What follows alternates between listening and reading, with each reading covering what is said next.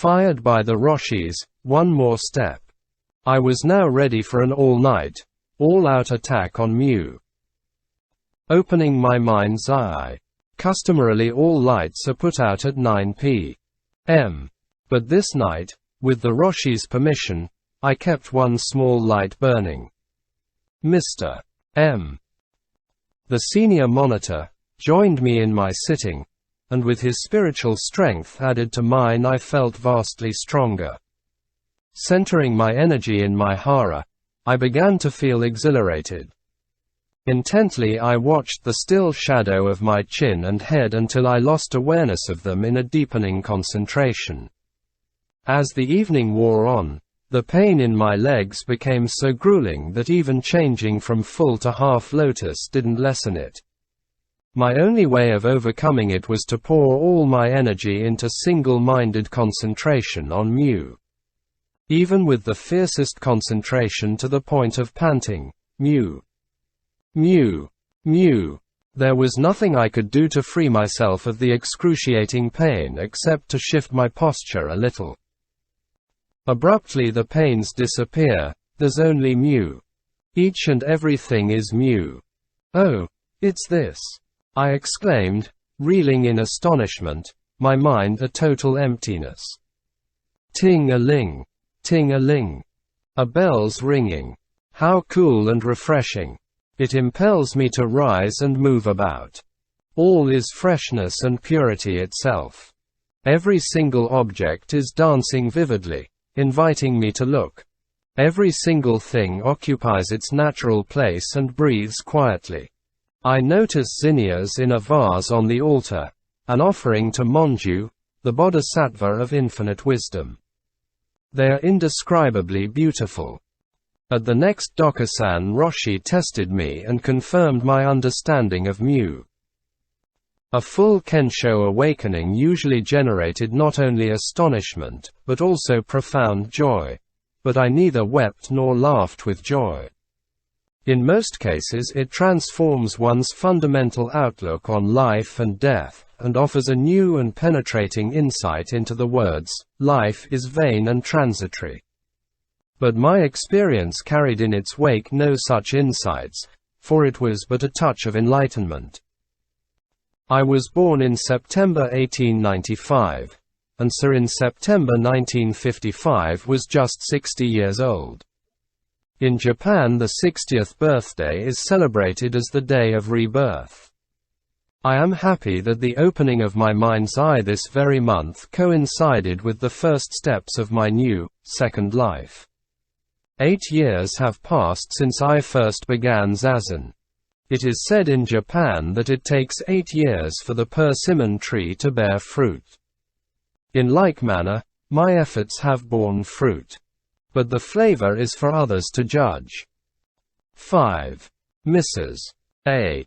M., an American schoolteacher, age 38. Of Jewish and Gentile parentage, I was born in Germany, where I led the idyllic childhood of an ELF in Grimm's fairy tales. My father, a Jew, earned the respect of everyone in our sleepy medieval town, not only for his learning as a doctor of laws, but also for his unlimited generosity. My mother, of Lutheran German background, was loved by rich and poor alike for her understanding, her charity, and her joy of life. Completely sheltered from financial and other worries, I grew up in a childish innocence. The words God and religion were never discussed in my family, as my parents thought it best to leave the choice of Judaism or Christianity to us children when the time was ripe. My early exposure to the Old and New Testaments came in the class in religion at school, where the Lutheran translation of the Bible made a profound impression on me. Hitler rose to power and everything changed. My childhood dreams blew up in smoke and I was faced with the stark reality of persecution. Brick by brick, the Nazis knocked the security from the wall surrounding my ego. The love and respect we had enjoyed disappeared and we knew only loneliness and anxiety. Friendless, I withdrew into myself and spent most of my time reading. Voraciously I went through my father's vast library, looking for stories of romantic hue, of Weltschmerz, in which I imagined myself the heroine. The climax of persecution for my family came on the infamous 9th of November, 1938, when our home along with other Jewish houses was destroyed by hordes of drunken storm troopers, my father brutally beaten and dragged off to a concentration camp. My mother was in Berlin at the time, and my sister and I were left in desolation, shivering in the attic of our once so beautiful home. In my soul's despair I uttered the first real prayer of my life. God help us. Quote, penniless but with pioneer spirit, my family landed by boat in San Pedro, California, on January 24, 1939.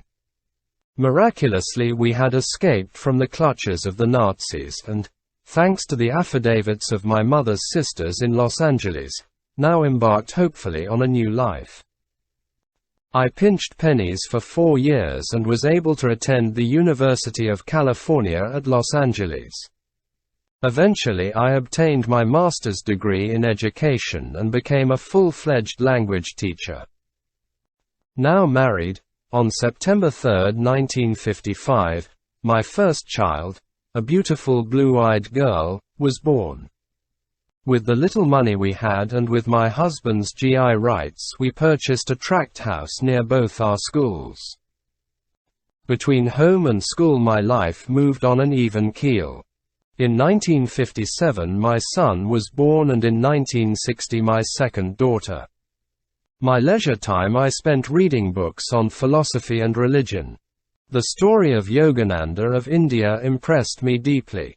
Later I became even more profoundly interested in the wisdom of the Orient through a series of lectures I heard on the philosophy of East and West.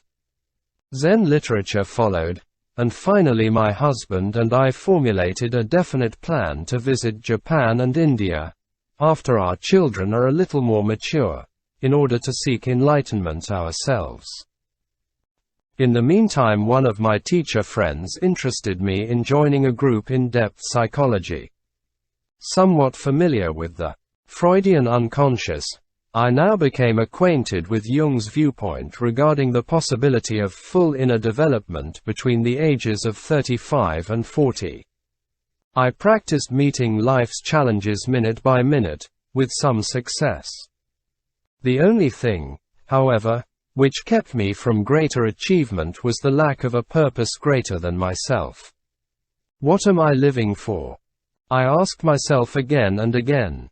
I had all material advantages. Good health, professional success, a lovely family, leisure time, no financial worries, yet I could find no deep inner satisfaction. When my husband suggested a vacation in Hawaii in the summer of 1962, I said, "Why not?" In spite of the fact that we were roaming about the beach at Waikiki with 3 children and 2 surfboards, both of us were actually looking for something more spiritual. Fortunately my husband discovered a zazen group which was meeting at a private residence in Honolulu. Why wait till we visit Japan? We decided, let's get accustomed to sitting now. We probably need years of conditioning anyway. Quote, much to our delight we found that a Roshi, an enlightened sage from Japan, was stopping in Hawaii to lead a session before embarking on a tour through the United States.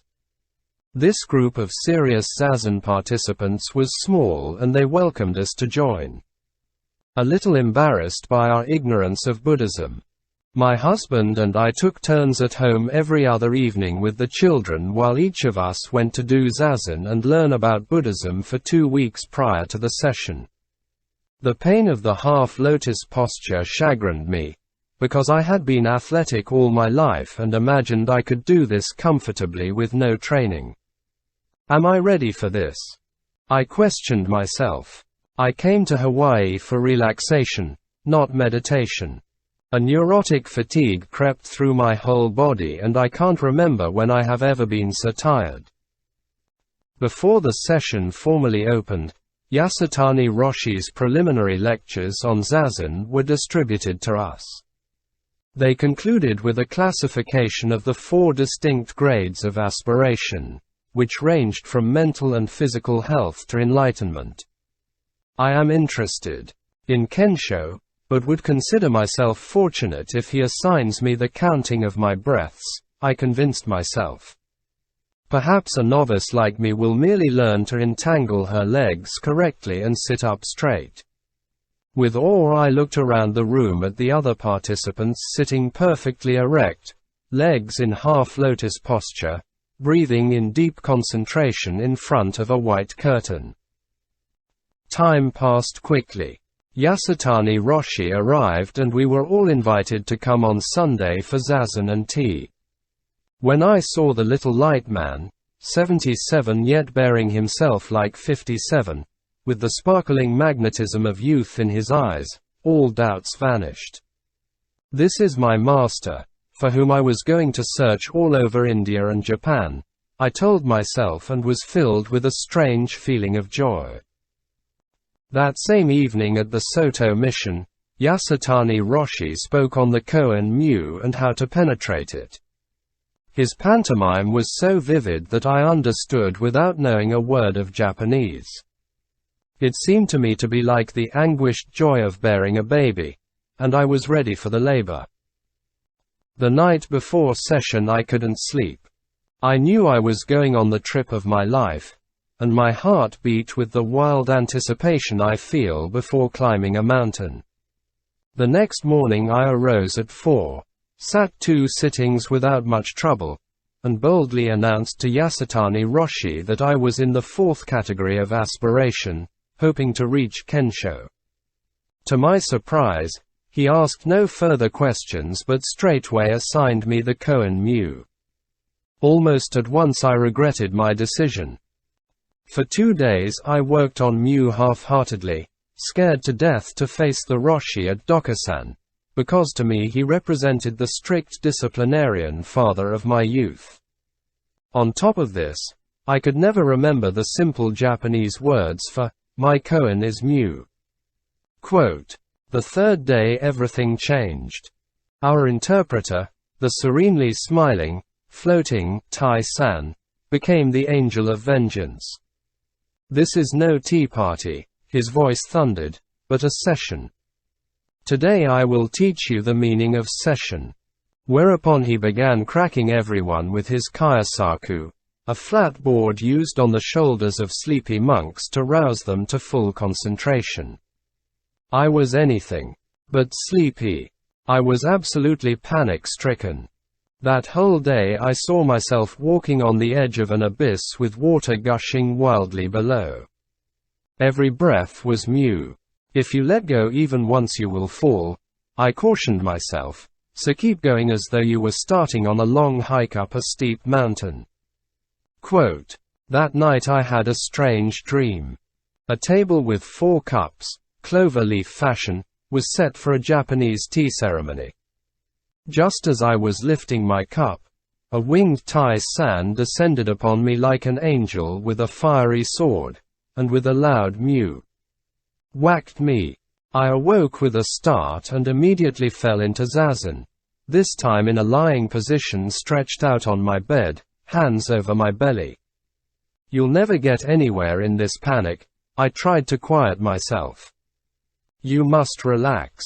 Picture a quiet mountain scene at night beneath the star-studded infinite. Slowly, deeply I inhaled and exhaled, and a wondrous peace enveloped me. My belly seemed to expand into a balloon, and a fog which had shortly before enveloped me slowly began to lift until a sweet nothingness invaded my whole being.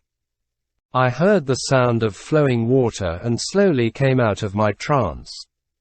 At dokusan I was told that I was on the verge of the great experience of enlightenment. The 4th day the tension rose to an even higher pitch. Tai-san told the story of a monk so determined to reach kensho that he meditated with a stick of incense in one hand and a knife in the other. Either I am enlightened by the time the incense is burned out, or I shall kill myself, he vowed. With the pain of the burning stub of incense he became enlightened. Tai-san then made the rounds with his kyosaku, reducing everyone, even my husband, to tears. I shall reach kensho at this session, I promised myself, and sat 3 sittings in half lotus. Then I broke down and sobbed bitterly. Even in dokusan I could not stop crying. I went upstairs to rest, and when I got up to wash my face I had the strange sensation of water gushing right through me and blinked my eyes. It sounded like the water I had heard the night I experienced voidness. The morning of the 5th day I stayed home to take care of the children. I should mention that neither my husband nor I attended session full time. We took turns going to the 4 a.m. sitting and went home for almost all meals. I stayed overnight once, my husband not at all. A little embarrassed at dokusan that afternoon, I confessed that I had not done zazen at home because of too many interruptions. I was told that 2 people had already reached kensho and that if I exerted myself to the utmost, I could also get kensho. So that night my husband allowed me to stay overnight. With mu I went to bed, with mu I arose the 6th day. Don't get nervous, Tai-san cautioned, just concentrate. I listened to these words of wisdom, but was too tired to meditate. My energies were drained. After breakfast I lay down to rest, doing mu in a horizontal position, when suddenly a glow appeared in front of my eyes as though sunshine were hitting him directly.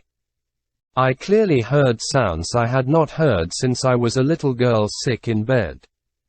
My mother's footsteps and the rustling of her boxes.